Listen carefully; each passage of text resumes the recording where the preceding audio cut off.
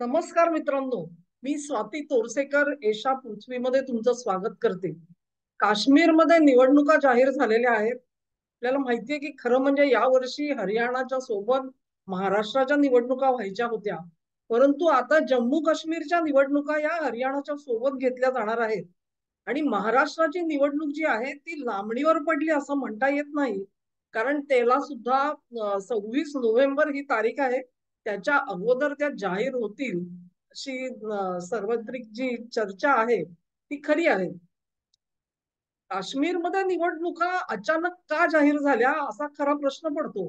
2019 साली ज्या वेळेला कलम 370 रद्द करून तिथे 2 केंद्रशासित प्रदेश बनवण्यात आले आणि त्याच्यामधला लडाख जो आहे तो कायम केंद्रशासित राहील आणि जम्मू काश्मीर जो आहे तिथे मात्र त्याला साधारणपणे दिल्ली सारखा राज्याचा दर्जा दिला जाईल जिथे त्यांची स्वतःची विधानसभा असेल. अशा पद्धतीमध्ये कायद्यामध्ये तरतूद करण्यात आलेली होती. गेल्या 5 वर्षांमध्ये सरकारने एक काम केलं. काश्मीरमध्ये एक शांततेचं युग आणलं. तिथे स्थिरता आली. लोक शाळा कॉलेज असेल इतर उद्योग व्यवसाय असतील त्याच्यामध्ये निर्विघ्नपणे आपापलं काम करू शकले. एक उत्पन्नाचा स्रोत निर्माण झाला.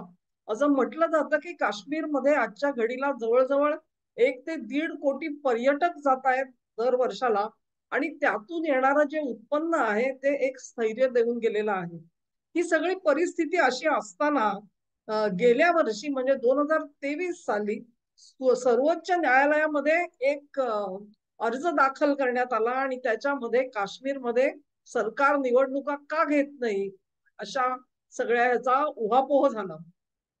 त्या अर्जावरती विचार करत असताना सुप्रीम कोर्टाने 370 बाबत ज्या काही दुरुस्त्या केल्या होत्या सरकारने त्यावर शिक्कामोर्तब केलं की त्या सगळ्या घटनेला धरून झालेल्या आहेत. त्याच्यामध्ये कुठेही काही वावगं दिसलं नाही कोर्टाला. परंतु कोर्टाने एक मात्र सांगितलं की तुम्हाला इथे निवडणुका घ्याव्या लागतील आणि सुप्रीम कोर्टाचा आदेश आला त्यानुसार जम्मू काश्मीरची विधानसभा जी आहे तिला आता निवडणूक जाहीर करून तिची बांधणी करावी लागणार आहे. म्हणजे ती प्रस्थापित करावी लागणार आहे.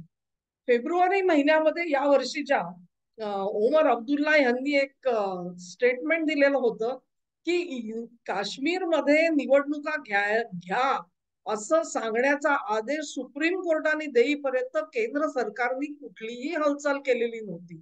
आणि त्यांचा अर्थ त्यांच्या मनामध्ये आहे तो असा होता की त्यांना केंद्र सरकारच्या हेतूवर शंका आहे की काश्मीरमध्ये कधी निवडणुका घ्यायच्याच नाहीत. तिथे लोकनियुक्त सरकार यावं अशी केंद्र सरकारची इच्छा नाही.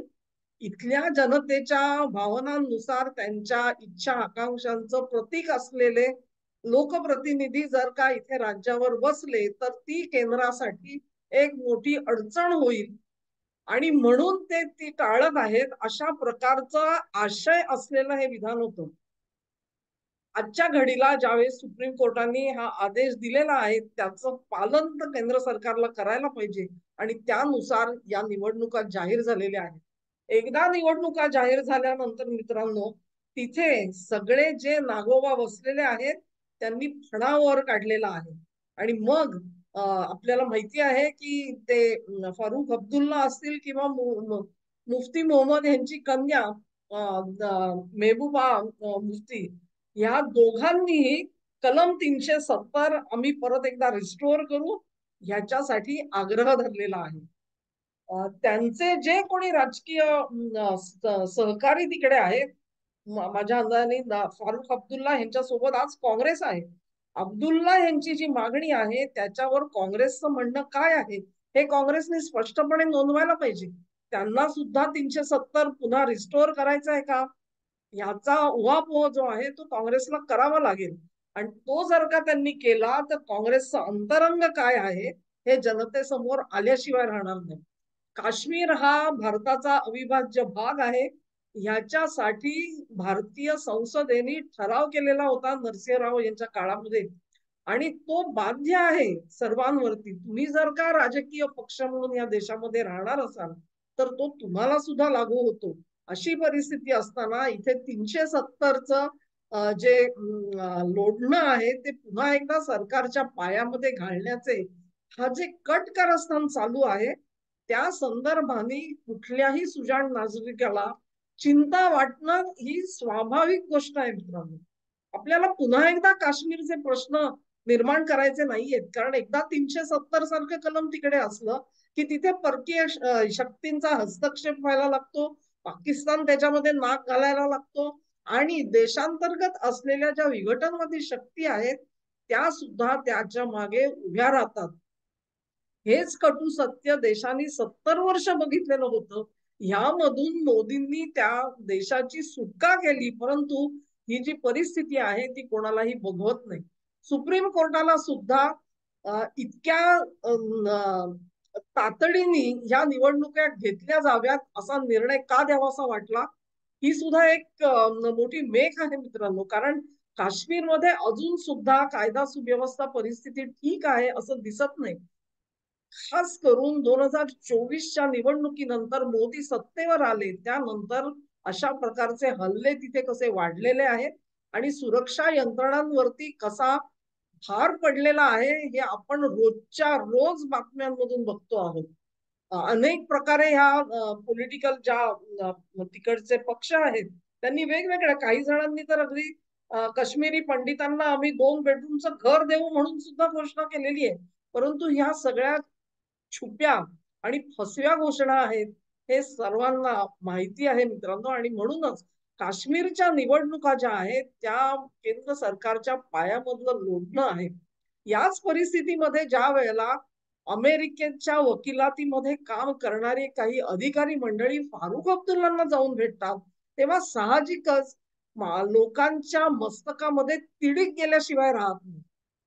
ज्या प्रकारे बांगलादेशमध्ये कारवाया करण्यात आल्या, तिथे सरकार बदलण्यात आलं, ही अत्यंत ताजी घटना आहे आणि तिचा जो प्रभाव आहे तो भारतीय मनावरून पुसून टाकला जात नाहीये.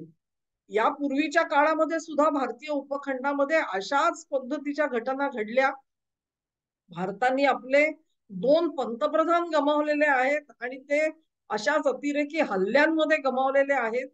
तरी सुद्धा या देशाला ती जी तीव्र टोचरी जाणीव पाहिजे होती, ती जाणीव आता पुन्हा एकदा बांगलादेशच्या ताज्या घटनांनी करून दिलेली आहे. आणि मग ज्या वेळेला अशा परिस्थितीमध्ये अमेरिकन राजदूताला फारुख अब्दुल्लांना जाऊन भेटण्याची काय निकड आली, हा प्रश्न तुमच्या आणि माझ्या मनामध्ये येतो. हा, ते जरूर तुम्हाला स्पष्टीकरण देतील की आम्ही तर तुमच्या परराष्ट्र मंत्रालयाला कळवलेलं आहे, त्यांनी परवानगी दिली, ती रीतसर परवानगी घेऊन आम्ही त्यांना भेटतो आहोत. औपचारिकरित्या सगळं काही ठीक आहे. तुम्हाला जर का असं वाटत असेल तर तुमच्या मंत्रालयाने आम्हाला अडवायला पाहिजे होतं, त्यांनी अडवलं असतं तर आम्ही जाऊन भेटलो नसतो.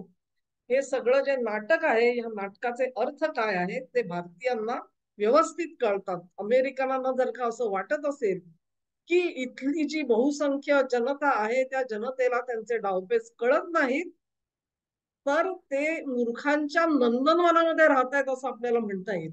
अमेरिकन राजदूत जाऊन जेव्हा फारुख अब्दुल्लांना भेटतो तेव्हा तो संदेश काय देतो हे महत्वाचं आहे. आणि हा संदेश जो आहे तो त्यांच्या काय बातचीत झाली ही गोष्ट विसरून जा, कारण ती त्यांच्या खासगीतली बातचीत आहे. परंतु 370 रिस्टोर करू आणि ही मागणी करणाऱ्या एका नेत्याला जेव्हा अमेरिकेच्या राजदूत वकिलातीमधले अधिकारी जाऊन भेटतात, तेव्हा सामान्य काश्मीरी जनतेच्या डोळ्यासमोर हे एक चित्र उभं राहतं की ही मागणी महत्वाची आहे आणि तिच्यासाठी अमेरिकेचा पाठिंबा मिळू शकतो. हे चित्र जिथे उभं करायचं आहे त्याच्यावरती आक्षेप आहे मित्रांनो. त्यांनी जाऊन त्यांना भेटावं आणि काय चर्चा करावी, त्यांची पॉलिटिकल चर्चा जी काय होईल, माझ्या अंदाजाने परराष्ट्र खातं जे आहे ते जेव्हा अशी परवानगी देतं तेव्हा ते दुसऱ्या भारतीय नागरिकांना सुद्धा एक त्यांचा सल्ला असतो की तुमची जी बातचीत झाली असेल त्याचं संक्षिप्त टिपण तुम्हाला सरकारकडे द्यावं लागतं वगैरे वगैरे, जे काही असेल ती संपूर्ण प्रक्रिया नक्की पुरी पाडली जाईल. परंतु हा जो संदेश आहे हा संदेश काही अमेरिकन वकिलातीला फारुख अब्दुल्लांना जर का काही सांगायचं असेल तर त्यांना काय तिथे प्रत्यक्ष जाऊन भेटण्याची गरज नसते. ते फोनवर बोलू शकतात. आज व्हॉट्सअप आहे, इतर अनेक मार्ग उपलब्ध आहेत. मग तिथे जाण्याचा अर्थ काय? तर तो अर्थ जो आहे, तो संदेश जो आहे, तो सामान्य काश्मीरी जनतेसाठी आहे. तो पाकिस्तान धार्जिणे तिथे जे फोर्सेस आहेत त्यांच्यासाठी आहे, की अमेरिका तुमच्या सोबत उभी आहे. असा जर का अर्थ कोणी काढला तर त्यांना दोष कोणाला देता येणार नाही. दोष जो आहे तो अर्थातच ज्या पद्धतीने हे अमेरिकन अधिकारी तिथे जाऊन पोचले, त्यांना तो पोच हवा होता. त्यांना या सगळ्या आपल्या कृतीचं काय विश्लेषण केलं जाईल, त्याच्यामधून अनुमान काय काढलं जाईल ह्याचा अंदाज हवा. त्यांना तो अंदाज नाही असंही नसेल कदाचित, परंतु त्यांना तुम्ही जे अनुमान काढतात तेच तुम्ही काढावं अशीही त्यांची इच्छा असेल, सांगता येत नाही. परंतु आजच्या घडीला मात्र कश्मीर खतरे में है, जरूर खतरे में है, और अमेरिका का हात विघटन वालों के साथ में है. हे जे चित्र उभं राहिलेलं आहे ते चित्र केवळ सामान्य काश्मीरी माणसासाठी नाही, ते सामान्य भारतीय माणसा सुद्धा साठी सुद्धा आहे. परंतु सामान्य भारतीय माणूस जो आहे त्याचं जे मत आहे ते अमेरिकन वकिलातीच्या खिचगणतीत नाही. अशा पद्धतीने सगळे हालचाली चालू आहेत. आपण बघितलं की तिकडे खाली हैदराबाद मध्ये जाऊन असदुद्दीन ओवेसींना सुद्धा अमेरिकन वकिलातीचे अधिकारी भेटले. या सगळ्या गोष्टी ज्या आहेत त्यांच्याकडे आपण कानाडोळा करू शकत नाही. आणि म्हणूनच काश्मीर मधला जो प्रश्न आहे एक लक्षात घ्या, की आता जर का निवडणूक झाली त्याच्यानंतर निवडून आलेल्या लोकप्रतिनिधींनी तिथे भाजपला काही बहुमत मिळेल अशी चिन्ह बिलकुल दिसत नाही. थोड्याफार काही सीट मिळू शकतात, परंतु त्यांना बहुमतापासून ते फार दूर असणार आहे. ज्यांना बहुमत मिळणार आहे त्यांनी जर का विधानसभेच्या फ्लोअर वरती 370 परत तुम्ही लागू करा असा जर का ठराव केला तर त्याचं परिणाम काय होईल, पर्यवसन कशात होईल याचा थोडा विचार करा मित्रांनो. कारण जर का त्यांनी असा ठराव केला तर पुन्हा एकदा आमच्याकडची विघ्न संतोषी मंडळी आहेत ती कोर्टाकडे धाव घेतील. कारण काश्मीर विधानसभा जो काही ठराव करेल तो काही केंद्र सरकारवर बाध्य नाही.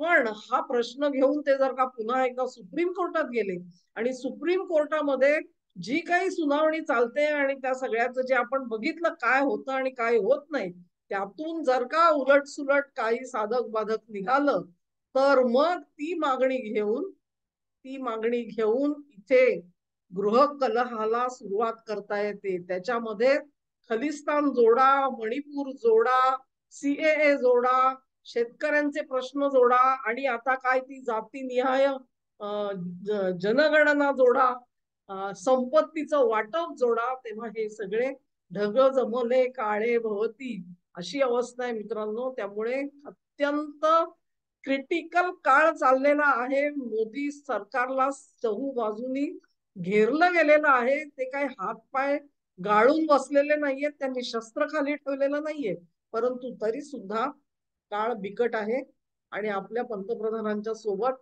ठाम उभे राहा. धन्यवाद मित्रांनो. तुम्हाला हा व्हिडिओ आवडला असेल अशी आशा करते. तुम्हाला आवडला असेल तर ही लिंक जरूर शेअर करा. सर्व राष्ट्रप्रेमी जनतेपर्यंत हा व्हिडिओ जाण्याची गरज आहे. या व्हिडिओला लाईक करा, चॅनेलला सबस्क्राईब करा आणि तुमचं सहकार्य जे आहे ते असंच राहू दे, ते वृद्धिंगत होऊ दे म्हणून तुम्हाला खास विनंती करते आहे. नमस्कार.